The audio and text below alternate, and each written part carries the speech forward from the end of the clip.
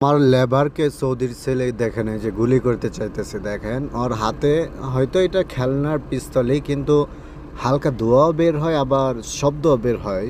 এটা কেমন পিস্তল আমি জানি না। দেখেন ওই যে দেখেন পকেট থেকে কি ভরে সে পিস্তলে ভরতেছে গুলি করার জন্য। কত বড় খারাপ এই পিচ্ছি পিচ্ছি পোলা। ওই যে দেখেন একটা ঢিল মারতেছে, ওই যে দেখেন দেখছেন ওইটার ভিতরে কি ভরতেছে, লুট করতেছে।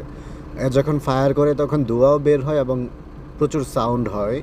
এটা খেলনা নাকি বলতে পারি না, খেলনা হইলে তো দোয়া বের হইতো না বা সাউন্ড হইতো না। দেখেন গুলি করার জন্য ওই যে দেখছেন পুরা মাফিয়া গ্যাংয়ের মতো। ওই যে দেখেন মানে ওই পিস্তলটাই সে অগোচরে কিছু একটা ভরতে চাইতেছে, ভরে আমার লেবারকে মনে করেন যে মানে ওই যে কাছে যাইতেছে করার জন্য। কত বড় শয়তান দেখেন, মানে তো পিচ্ছি পিচ্ছি পোলা, মানে এত বাল পাক না, মানে বোঝানোর ভাষা নাই। তারপর সে যখন করবে তখন আমি ওকে গিয়ে বাধা দেই এবং ভয় দেখাই, তারপর সে চলে যায়। আপনাদের মতামত জানা যাবেন।